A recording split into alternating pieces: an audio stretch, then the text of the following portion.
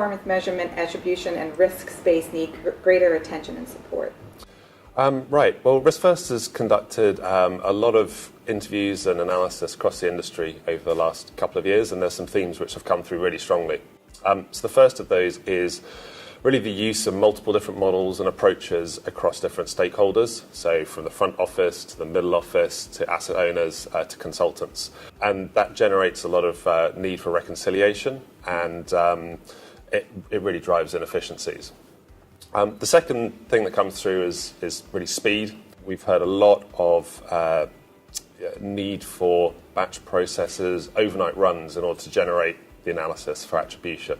And we think that's something which, apart from the time taken to do that analysis, it actually drives how that analysis and information is then used. And we think there's something which can be done there. Finally, reporting, really. Attribution has multiple stakeholders who are interested in that information, but most of them need to look at that information and process it in different ways. So finding ways to convey what's important to the different stakeholders and report that in an effective manner, that's pretty critical as well.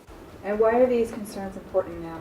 So there are two things that spring to mind. The first is continual fee pressure on asset managers. It's been around for a while, but it just keeps coming. And the second is technology. It continues to ramp up and improve over time. So in terms of the aspect around fee pressure on asset managers, that drives the need for efficiency within their business. So communication between front office and middle office is critical. We've heard stories about performance teams, middle office, creating a huge PDF report. You put it on the front office desk, and it doesn't gel with what they're thinking, and they just throw it away. I mean, that's clearly not efficient for an asset manager, and that's going to come through in problems with fees. So that's generating some conversation. I think the other aspect in terms of fee pressures is finding ways for asset managers to effectively engage with the asset owners. So really ensuring that the asset owners are understanding what the managers are doing for them and why. So communication. On the technology front, obviously AI, blockchain, they get all the headlines, right? We think there's technology that's already out there, that's been in use for some time, that can be very helpful to asset managers. So two of those things are web-based reporting and public cloud computing. So on the web-based reporting front, that just enables that large group of stakeholders to access the information that they need to see wherever they are. And you can use a common platform to provide that analysis too. And it doesn't even need to be within the asset manager, right? They can use that to start to provide information to their clients, the asset owners. Secondly, cloud computing, right? It's out there. Everyone's starting to use it. It's becoming commonplace. That's really helpful to hit the speed problem.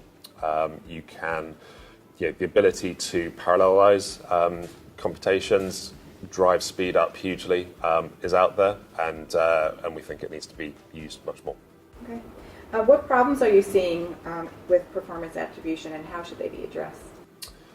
So I just talked about speed. So I think that is an issue there. What's interesting is not just the time it takes to do those calculations, but then it affects how the analysis is used. We think rather than it being a batch process overnight, it should be on demand, that the analytics and information people need should be accessible whenever they want it, and they should be able to rerun analysis and look at things in different ways on their on the website or whatever, however they want to access that. Our background's actually in DB pensions, and we took calculations which used to take overnight to run, took it down to a minute or 2 minutes, and allowed our clients to access that through a web browser. And what was interesting about that is when you put the right tools in the right people's hands, they start to use it in ways that you hadn't envisaged. So I find that's really fascinating. It changes the whole dynamics of how something like attribution can be used. The other major problem we see is this use of different models, so different pricing models, different attribution models, and different parts of the overall chain. You have the front office with their tools that they want and the pricing models they're comfortable with.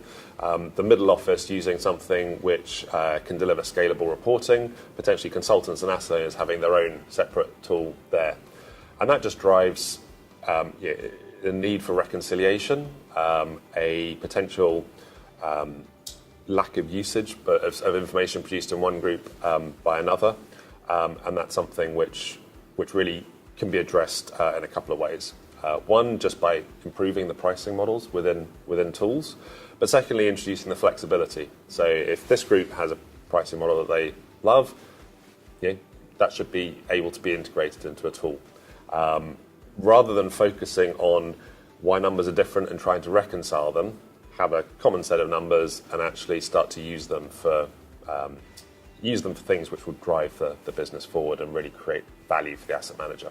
How does optimal attribution help performance teams and their managers?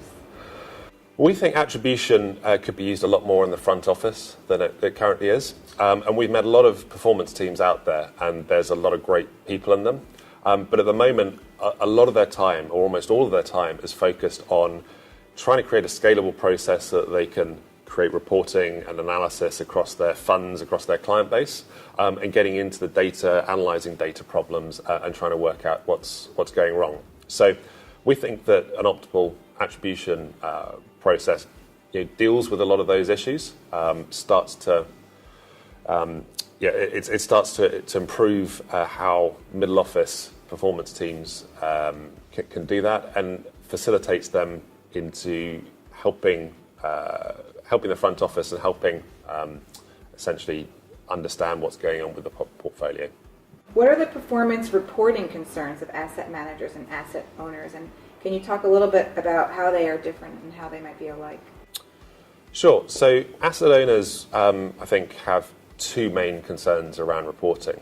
The first is they will have appointed an asset manager on the basis that they understand the investment process of that asset manager, and they think that they're the best shop for the job. So if the asset manager said, well, we're great at sector rotation, but we don't do anything around duration, then what the asset owner wants to see is that they're keeping in line with that process. That's what they're following, and we think that reporting should really be able to help with that, and attribution in particular. We've been looking at trend analysis, so looking at the attribution effects over time. I think that's a really valuable way of helping asset managers communicate to asset owners what's going on.